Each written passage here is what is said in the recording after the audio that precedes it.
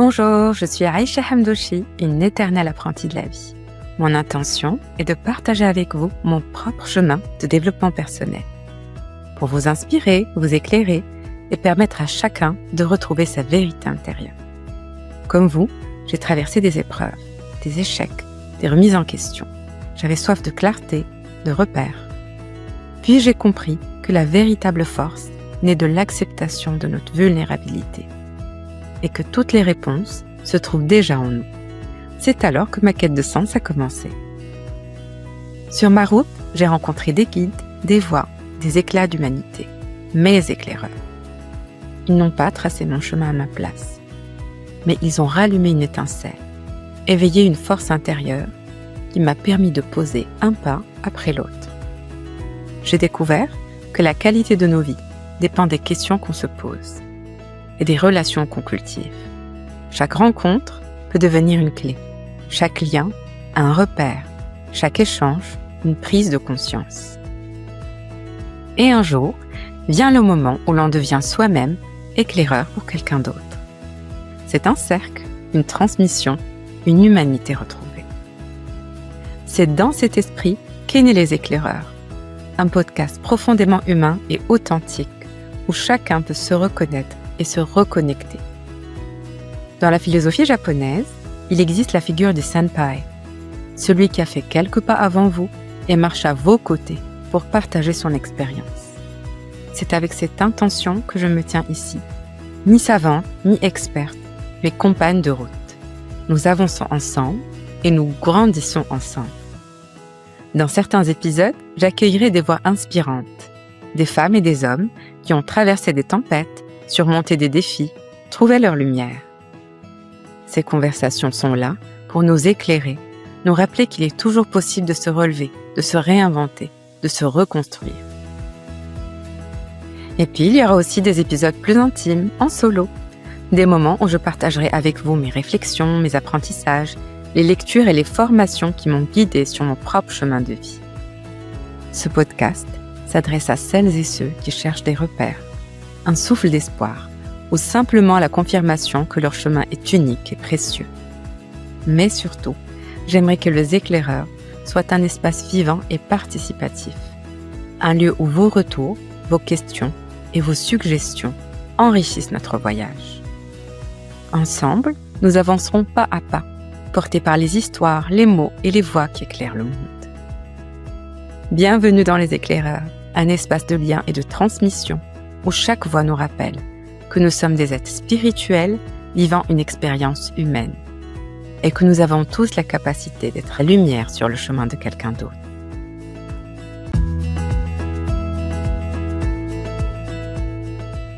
Bienvenue dans cette seconde partie de notre échange avec le Dr Fodé Ndiaye.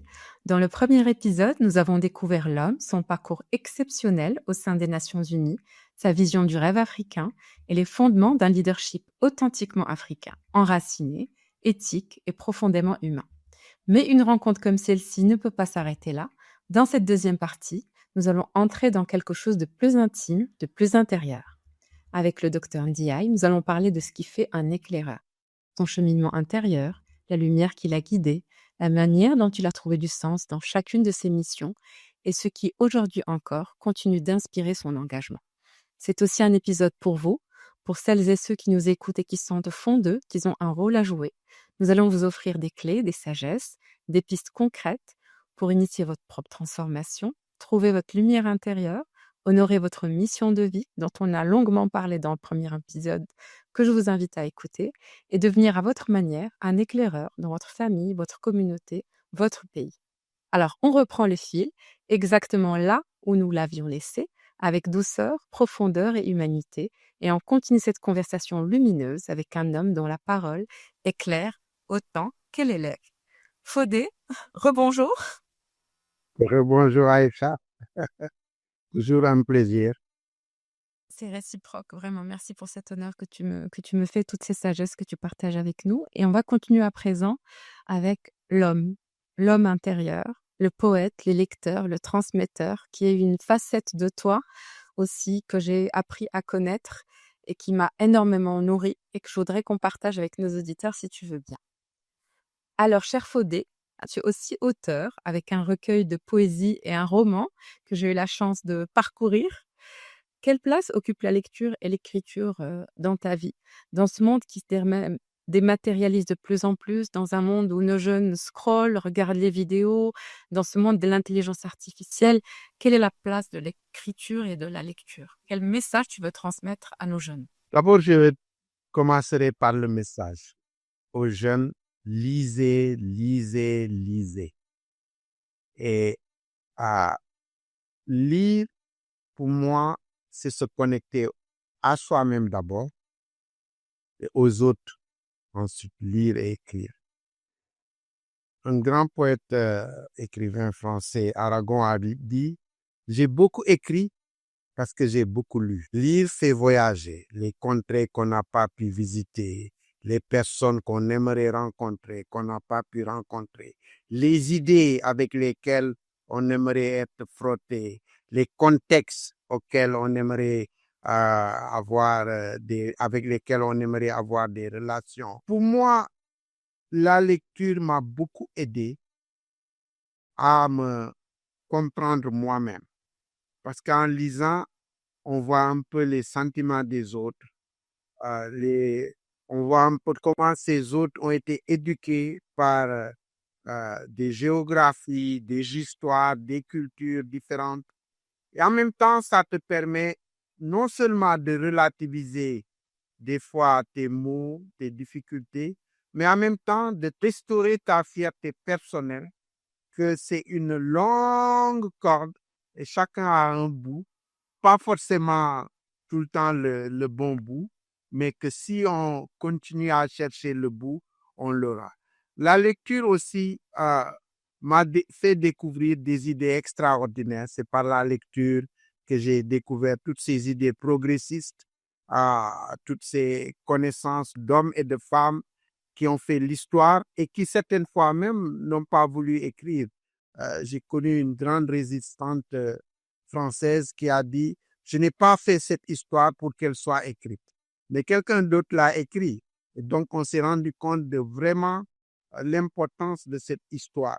Et, et, et, et en Afrique, euh, pendant longtemps, on a considéré que notre culture, en tout cas du point de vue de certaines contrées de l'Afrique, n'était pas assez valorisante parce qu'elle n'était pas écrite. Mais on oublie, et même ils ont repris ça maintenant, on oublie de dire qu'il y a des livres ouverts. Les livres ouverts, c'est les êtres humains qui te racontent leur vie, qui t'enrichissent, qui te développent. Et le monde moderne a repris cette idée avec les audiobooks, etc. Donc, lire pour moi, c'est aussi transmettre un aspect extrêmement important, c'est l'humanité. Tu vois. En lisant, on se rend compte que on est dans des différents lieux, mais on appartient à une même humanité. Et on comprend mieux la société. Maintenant, l'écriture, pour moi, ce que ça m'a servi, euh, je ne peux même pas quantifier ça. Je pense le plus important, moi j'écris quand je suis outré, quand je suis frustré, quand je sens qu'il y a une préjustice quelque part, ou quelque chose que je pense qu'il soit transformateur et qu'on puisse transmettre à d'autres pour que ces personnes puissent s'en inspirer. Quand tu regardes le livre Au banquet de mes femmes, j'ai écrit sur l'histoire de plusieurs femmes. Quand tu regardes bien, il y a toutes les civilisations. Il y a la civilisation arabe, il y a la civilisation asiatique, la civilisation andine, il y a la civilisation africaine subsaharienne, il y a toutes sortes de civilisations, et même européennes. Mais en regardant ces histoires, ces tranches de vie, cela m'a permis de me replonger dans l'histoire et la culture de ces femmes et de montrer comment l'amour pouvait transformer l'être humain et comment l'amour pouvait être l'eau qui pouvait éteindre la haine et créer une plus grande solidarité humaine et créer une civilisation, comme l'appelait l'autre, de l'universel, en tout cas une humanité extraordinaire. Et c'est ça le grand problème que j'ai avec notre contexte actuel. Tout va vite et si vite qu'on n'a pas le temps de savourer l'instant présent, de savourer ses sentiments. L'écriture aide justement à ça. Quand ça va vite, couchez pas sur un papier, vous donne une délectation du contexte dans lequel tu es, euh, tes ressentis, de tes sentiments, et ça t'aide à traverser des extrêmement difficiles. Et ça, je pense que c'est un point très important. Et j'invite les jeunes non seulement à lire, ils peuvent toujours faire leur lecture rapide, mais il faut qu'ils fassent leurs humanités. Il faut qu'ils comprennent leur culture, leur histoire. Et il faut qu'ils écrivent. Parce que l'écriture aussi, c'est une discipline. C'est une discipline qui est face à une page blanche. Tu sais pas par où commencer. Tu prends un stylo, tu dis, je veux écrire. Par où commencer? Personne ne te dit que ça, puisque ça vient de ton intérieur. Ça vient de toi, oui. Il suffit de poser l'intention et on est dans le flow et on est même surpris parfois par tout ce qui émerge et qui semble être au-delà de nous, quelque chose qui nous dépasse. Et même on dit que lire, c'est apprendre à voir et qu'écrire, c'est partager sa lumière. Est-ce que cette idée, elle résonne avec ton propre parcours? Oui, elle résonne avec mon propre parcours. Je voudrais juste ne pas les déconnecter et les articuler. Tout à l'heure, tu parlais d'éclaireur. On ne peut pas être éclaireur si on n'a pas été éclairé. Donc, c'est parce que d'autres ont été éclaireuses pour nous que d'autres pensent que nous sommes leurs éclaireurs. C'est pareil pour l'écriture et la lecture. On peut transmettre cette lumière justement parce que d'autres, par leurs écrits, nous ont transmis cette lumière que nous entretenons, que nous élargissons, que nous développons pour pouvoir transférer et créer davantage d'espace pour d'autres. Donc, je pense que les deux, comme tu l'as si bien dit, sont extrêmement liés et interliés même, j'allais dire.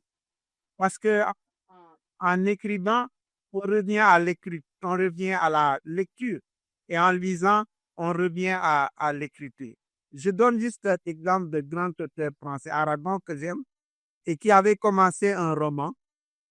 Et ce roman a été fait quasiment de patchwork parce que il était dans un restaurant et chaque fois qu'il écrivait quelque chose sur le personnage, quelqu'un en téléphone dit une chose, il barre, il reprend ce que c'est personnage. Le Diable Diop, notre grand écrivain, a dit la même chose. Il parle au souffle, tu vois. Écoute plus souvent les choses que les êtres. Il le souffle des ancêtres. Parce qu'il pense que l'écriture vous apporte un souffle. Et c'est le souffle des ancêtres. Même ceux qui sont morts ne sont jamais morts. Ils ne sont jamais partis. Ils sont dans le buisson qui frémit. Donc, cette interrelation qui nous lie même au-delà même des vivants avec les morts. Aujourd'hui, on est assis. On dit Birago Diop, il est mort. On dit Ousmane Sembène, il est mort. Mais leur écrit reste. Leur écrit nous transmet la lumière que eux-mêmes, ils ont reçue, qu'ils ont couché sur le papier et que nous avons reçu en lisant leurs livres et que nous essayons de transmettre en écrivant pour d'autres. Donc, aux jeunes, lisez, lisez, lisez. Dans la lecture et dans l'écriture que réside la passion de vie, que réside la mission de vie et que réside le chemin lumineux qui vous permettra d'accomplir votre part d'humanité. C'est magnifique. Et pour reprendre aussi ce que disait un auteur très célèbre, Stendhal, il me semble, un livre est un miroir que l'on promène le long d'un chemin. Et un miroir, on y voit toujours notre reflet. Ça nous permet de prendre du recul, de nous questionner et de nous élever surtout. Alors, Le miroir, juste un mot, ça j'aime bien le miroir parce que on disait à quelqu'un, quand il regardait dans le pluie, il lui disait, reflet, reflet, dis-moi. Le reflet dit, je vois ce que je vois, mais je ne vois pas ce qu'il y a à l'intérieur. C'est magnifique à méditer. Alors, dans tes textes, on retrouve beaucoup d'humanité, beaucoup d'espérance. Pour toi, la poésie, la parole, la transmission, est-ce que, et tu as un petit peu répondu, mais pour aller un petit peu plus dans, dans les détails, est-ce que ça peut être des formes d'éclairage au service des autres? Absolument. Euh, je suis convaincu que le premier point de l'écriture pour quelqu'un, c'est d'abord de se parler à soi-même, mais ensuite, il faut parler aux autres. Par exemple, quand dans le livre le roman que j'ai envoyé, il y a une partie et qui est euh, vraiment une part de souffrance, mais qui en même temps, le personnage qui était atteint d'une maladie incurable, comment elle se faisait belle chaque fois que quelqu'un venait la voir, c'était une dame, la voir, à telle enseigne que, comme je l'ai écrit dans le livre, chaque fois qu'on y entre, on pensait que c'était nous qui étions les malades et que c'est elle qui nous transmettait la vie. Donc, ce qui est important, l'écriture, comme tu l'as si bien dit, on transmet aux autres. On transmet aux autres l'espoir. Il y a même un roman qui s'intitule ainsi, de Malraux, La commission humaine, où on transmet un peu cet espoir. On transmet aussi des valeurs. Chédo, chez nous, il y a un livre de Ousmane Sendem qui s'appelle Chédo. Chédo, c'était les rebelles. Il en a même fait un film qui montre comment il faut se soucier au niveau de notre culture, de notre histoire. Il y a aussi des livres comme Birago Diop, j'ai parlé de lui pour le lien avec les ancêtres. David Diop, coup de pilon, on parlait tout à l'heure de la transformation de la paix. Où David Diop explique un coup de pilon comment Afrique des fiers guerriers dans les savanes ancestrales. Dis-moi Afrique. Tu vois, et donc, ça questionne l'Africain qui lui dit, écoute, ça nous intéresse pas. Voilà. C'est un appel. Quelqu'un te parle. Qu'est-ce que tu fais en tant qu'Africain? On en a discuté tantôt.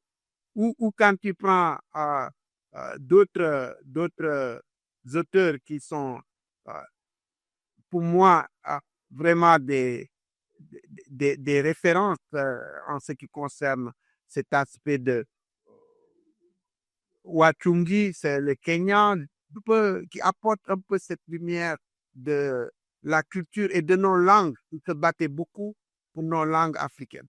Et dans mes poésies, c'est ce que je fais. Je chante beaucoup la jeunesse, je chante la paix, je chante l'amour et je montre ces valeurs qui aident les jeunes à naviguer. Nous sommes dans un monde très complexe.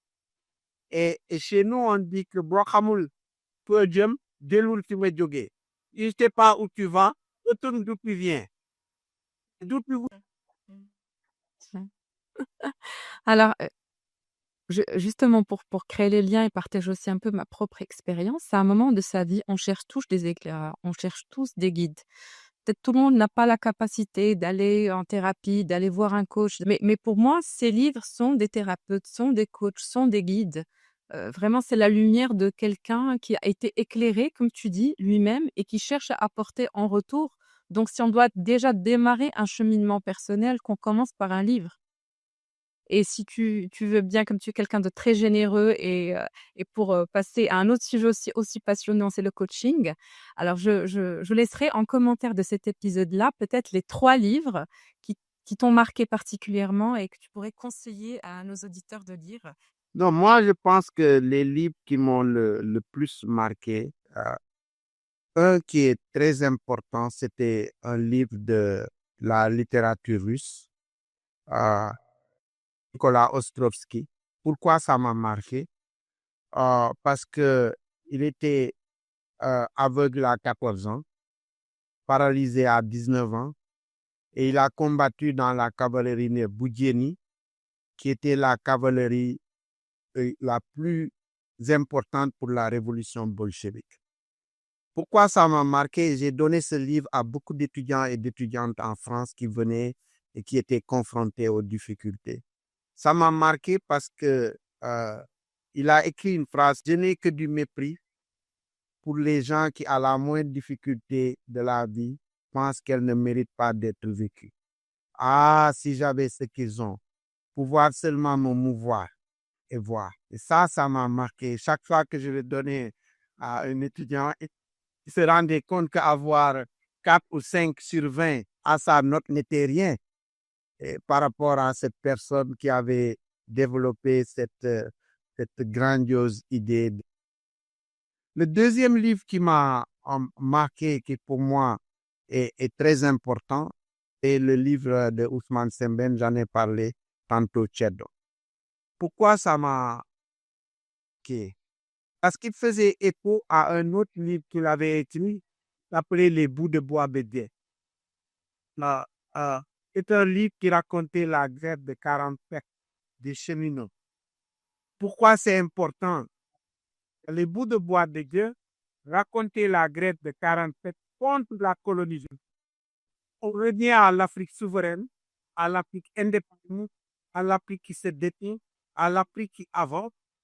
Et figure-toi, cette Afrique-là était dirigée par les femmes. Parce que il, un jour à Saint-Somplagne, il a dit que c'est deux mains qui portent le pantalon et c'est deux mains côté qui portent le pain. Aujourd'hui, je vais vous apporter à manger. Il a fait la marche de Thiès jusqu'à Dakar, réclamé au gouverneur général la réalisation des revendications que les cheminots, l'ADC, des grèves de mois et de mois n'avaient pas réussi à avoir. Le gouverneur a abdiqué et a arrêté. Donc, pour moi, ce livre est important. Pourquoi je le lis à Kedo? Kedo parle de nos racines, de nos cultures. Et je voudrais ici, pour moi, rendre hommage au fait que ce qui est important, c'est vraiment cet aspect de culture, d'histoire, de leadership. Et cette femme nous a montré l'exemple du leadership féminin, du leadership de confiance, du leadership et de l'agilité dont tu parles. Il y a eu la grève comme tout plus, elle a utilisé un autre moyen de lutte qui a été plus efficace. Kedo nous a appris cette culture. Les deux, pour moi, sont liés. Kedo pour notre culture, notre histoire, pour montrer l'aspect de l'Afrique qui se rebelle, l'Afrique qui se développe avec le leadership féminin, avec une bataille extraordinaire pour aller de l'avant dans l'Afrique. Et le dernier, c'est vraiment l'aspect de participer des livres techniques. Parce que pour moi, je peux le livre d'IPEP, adaptative de tout, mais actuellement, qui était un de mes profs quand j'étais à Kelebit School. Ce que j'ai aimé dans ce bouquin, c'est vraiment l'aspect de l'agilité, de comprendre, tout commence par contexte, comprendre les contextes, les facteurs, comprendre comment on navigue la complexité, comment dans ce monde aussi difficile, aussi incompréhensible, aussi complexe, la valeur la plus sûre, c'est la flexibilité et l'agilité, l'intelligence émotionnelle. Ces facteurs qui sont toujours mentionnés comme leadership, mais surtout comprendre l'interaction des acteurs. Il y a un tableau, il montre comment les acteurs, quelles sont les interactions, ou comment le leader doit danser, dancing on the balcony. Tu vois, dans le périmètre, tu peux remonter, être puis on the balcony, pour voir les autres. Dans de la hauteur. Comme dit la comédie, un théâtre, mais il faut prendre de la hauteur pour voir le théâtre, comprendre pour pouvoir agir et agir, le fait de connaître le contexte et d'analyser les capacités et les capacités des autres et de développer un peu cette agilité. Pour ceux qui en vendront plus, je vais les inviter à aller voir ta bibliothèque. Comme ça, on peut passer à un autre sujet qui nous passionne tous les deux, et c'est le coaching. Et en parlant de prise de hauteur, au moment de la vie où plusieurs personnes choisissent de se reposer à l'ombre d'un baobab, toi, tu as décidé d'entreprendre des études de coaching. C'est grâce à ça que je t'ai connue, donc je serai éternellement reconnaissante à cette formation, de nous avoir mis sur le chemin l'un de l'autre. Qu'est-ce que cette démarche t'a apporté? Non seulement ta vie intérieure, mais ton rapport, aux autres, dans ta vision, dans le leadership, dans le projet du CELMAT. Qu'est-ce qu'elle t'a amené de plus par rapport à toute cette carrière, tout ce parcours? Pourquoi avoir choisi ça? D'abord, j'ai choisi pour pouvoir te rencontrer et comme bénéfico vétérinaire. Non, plus sérieusement, disons que le point que ce que m'a apporté, j'étais comme Michel Jourdain. Je faisais de la prose sans savoir ce que c'était. J'ai appuyé beaucoup de gens, je disais c'est du coaching, c'est du mentoring, mais je ne savais pas. Mais s'il y a euh, un aspect vraiment qui a été développé par le coaching chez moi, c'est renforcer ma capacité d'écoute, l'écoute. Quand j'ai compris les niveaux d'écoute, le niveau 1, le niveau 2, le niveau 3, comprendre davantage, euh, parce que ça, c'est un point qui est, à mon humble avis, la base de l'interaction humaine. Parce que c'est en écoutant qu'on comprend l'autre, c'est en écoutant qu'on développe l'empathie, c'est en écoutant qu'on développe la compassion, c'est en écoutant qu'on développe l'intelligence émotionnelle, c'est en écoutant et en comprenant l'autre qu'on peut être l'autre et que l'autre puisse être nous pour que nous soyons nous et que nous soyons ensemble. Et ça, c'est un facteur important. Maintenant, pour le centre, ce que ça m'a permis aussi de voir, c'est d'abord d'ajouter une flèche à notre arc. C'est-à-dire que le leader actuel, il doit être, ou le manager, il doit être leader et coach. Et transmettre cet élément en disant moi-même, à mon âge, je ne l'étais pas. Je suis allé l'apprendre. Vous, à votre âge, commencez par l'apprendre. N'attendez pas d'avoir mon âge pour ajouter cette flèche à votre arc. Soyez leader coach, soyez manager coach. Ça, c'est aussi un facteur important qui a été ajouté au niveau de CELMAT avec ça.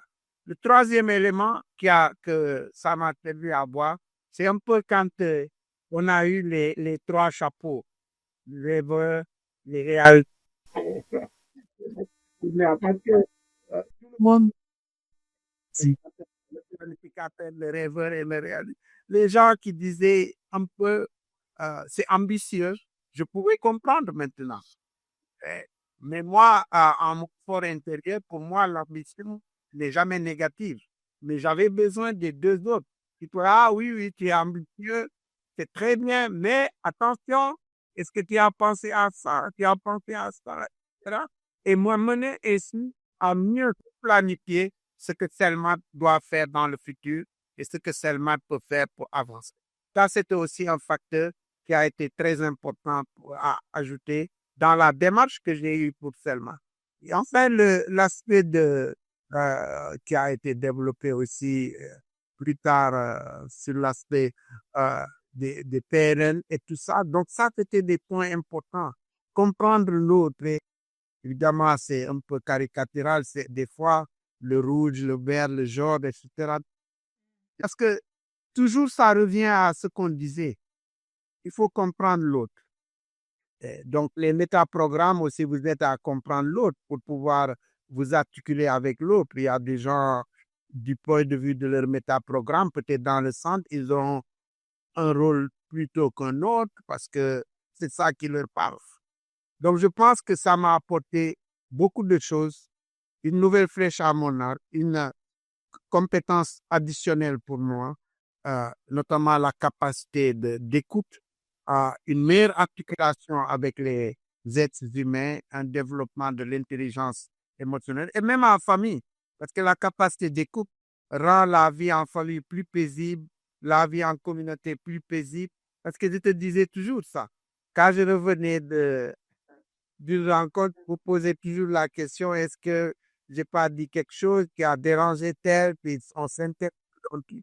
Peut-être avec le coaching, on comprend mieux et on donne plus, on m'éclaire mieux et peut-être les gens le sentent mieux et progressent mieux, deviennent mieux et l'humanité n'a fait que en bénéficier, la communauté sera se bonifier. Et je suis sûre que tu apporteras vraiment encore plus de lumière et que tu enrichiras ce monde de coaching grâce à cette flèche de plus à ton arc.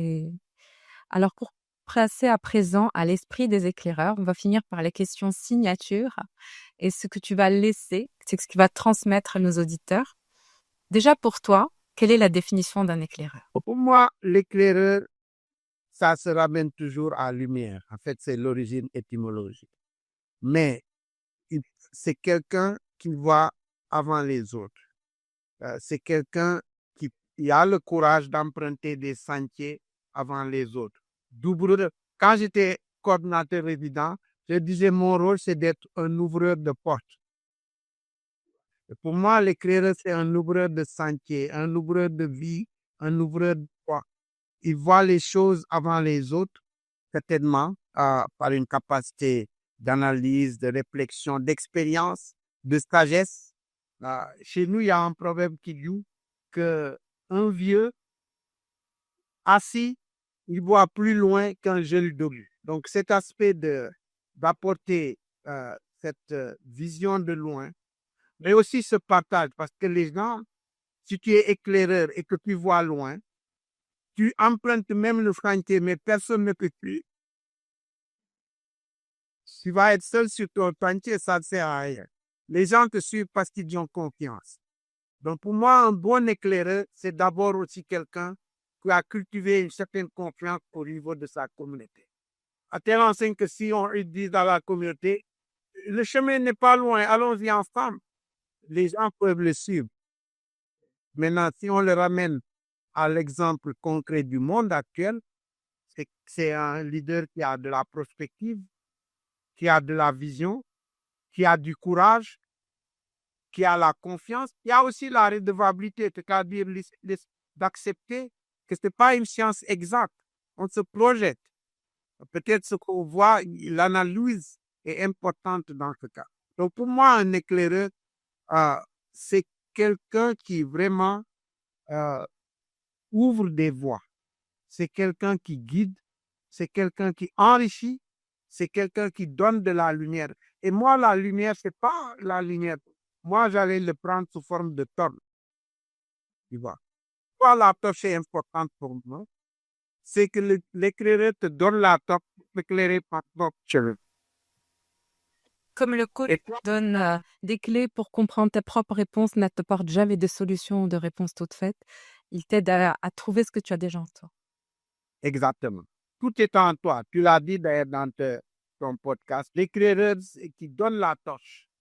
Cette torche que toi-même tu as le devoir de rendre plus lumineuse et de donner à quelqu'un d'autre pour que le marathon continue de construire l'humanité. C'est comme ça que je vois l'écrire. Donc, il est dans le monde moderne, le créatif, l'inventeur, l'éducateur, le courageux, celui qui, là où on ne voit que des broussailles, lui, il voit un sentier, peut-être même une autoroute.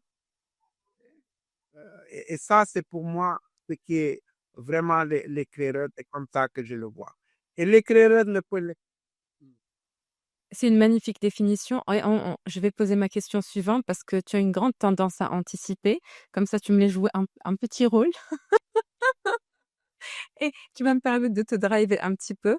Comment chacun de nous peut-il allumer sa propre lumière et devenir à son tour un phare pour les autres? Travailler du jour au lendemain pour déplacer une petite pierre, c'est que tu ne peux pas éclairer la vie des autres. Donc, pour moi, la première chose, c'est d'abord ma mission debout, qui constitue la torche intérieure que j'ai en moi, qui brûle tout, qui brûle mon cerveau à réfléchir, qui brûle mes jambes, mes mains à azur. Quand tu dis du brûle, c'est la flamme sacrée, on est d'accord, hein, c'est pas la pyromanie, hein, c'est la flamme sacrée qui brûle à l'intérieur pour réchauffer les cœurs, soyons clairs, pour apporter un peu d'humour. Tu as parfaitement raison, d'autant que on a parlé de flamme tout à l'heure, j'étais quelque part et un m'a parlé de ça. Il dit les jeunes d'aujourd'hui ont des allumettes dans les poches. Un autre lui a dit non, non, non, ils ont plus que des allumettes, ils ont des bombes. Je dis transformons-tu pas en une flamme intérieure positive de créativité, d'innovation, de participation, de développement personnel. Et c'est de cette flamme dont j'ai parlé. Comme on parle de la flamme d'amour d'ailleurs. Quelqu'un qui a une flamme d'amour, on montre clairement que c'est quelque chose qui éclaire. Et maintenant, si cet éclairage se fait, l'éclairage, un autre éclairage avant de jouer son rôle, c'est l'éclairage des rencontres. Moi, j'ai été nourri par toutes les rencontres que j'ai eues. Il n'y a pas une seule rencontre de laquelle je n'ai pas trouvé cette paix. Ça peut être une rencontre de quelqu'un qui m'a fait connaître sa culture, son pays, ses émotions, sa passion, sa mission de vie. Le livre, chaque fois que je vais quelque part, quel est le dernier livre que tu as lu? Bon, est-ce que tu peux me le mettre ici? Et c'est comme ça qu'on se développe. Le développement intérieur, la lumière interne que tu as, de la lumière des rencontres, et conjuguant les deux lumières avec la lumière des ancêtres, c'est nous, examen. Supernova. Et c'est cette super pouvoir qu'on doit transmettre comme éclaireur aux jeunes et à notre entourage. L'éclaireur, ce n'est pas une question d'âge. C'est une question de sagacité, de sagesse, oui, d'innovation et de courage. Et ça, Éclaire encore ton chemin, cher Fodé, aujourd'hui. Quelle est la lumière que tu veux suivre? tout éclaire mon chemin. Mais la seule chose que moi, je pense qui éclairera toujours mon chemin, quand justice sera rendue pour tous, quand l'équité sera rendue pour tous, quand chaque être humain se lèvera à dire « Je suis fier d'être humain, je réalise mes rêves, je me sens bien, j'ai de l'amour et non de la haine pour chaque autre être humain que je rencontre. » Donc ma bataille, c'est une bataille pour l'humanité. Et l'humanité est très grande. Je commence par ma famille, tout ce que je peux apporter de bien à ma famille.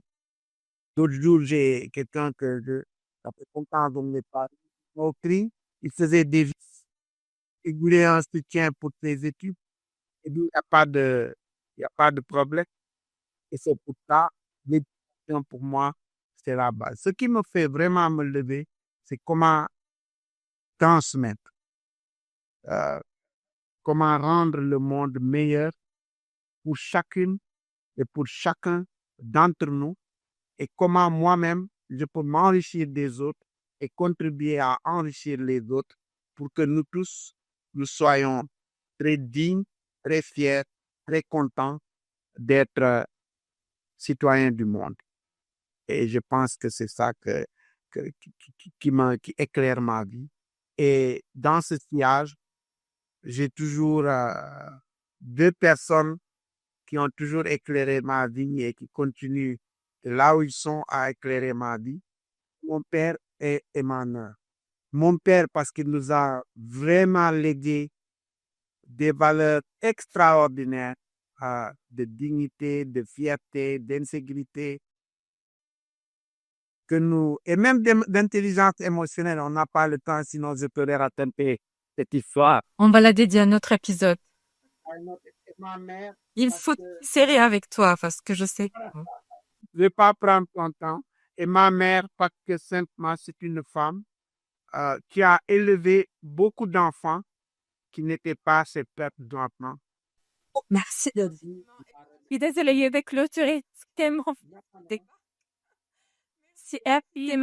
Merci infiniment pour tes sagesses, pour ces pépites, pour tout ce que tu nous as donné. Et je suis sûre que les auditeurs prendront beaucoup de plaisir à écouter ces conversations qu'on a eues, que ça les nourrira. Merci d'être un être éclairé qui éclaire plein de chemins, d'être un phare pour moi et pour toute ta communauté. Je suis certaine que nous réussirons à accomplir ce rêve africain. Je te dis du fond du cœur gratitude pour ces moments que tu nous as consacrés. Merci, chers auditeurs, d'avoir investi votre temps avec nous. Et je vous dis à très bientôt pour un autre épisode des éclaireurs. Merci, Aïcha. Merci d'avoir été avec nous dans cet épisode des éclaireurs. J'espère que cette conversation a rallumé en vous une étincelle d'espoir, de paix ou simplement l'envie d'avancer un peu plus en conscience. Si cet épisode vous a inspiré, prolongez le cercle de transmission. Abonnez-vous, partagez-le avec vos proches, laissez un commentaire et une note sur Spotify, Apple Podcast, Deezer. Vos retours, vos questions, vos suggestions nourrissent cette aventure collective. On se retrouve chaque samedi pour un nouvel épisode, une nouvelle rencontre sur le chemin de notre voyage intérieur. En attendant, avancez à votre rythme avec gratitude, confiance et amour. Et souvenez-vous, nous sommes des êtres spirituels vivant une expérience humaine. Et nous avons chacun la capacité d'être la lumière sur le chemin de quelqu'un d'autre.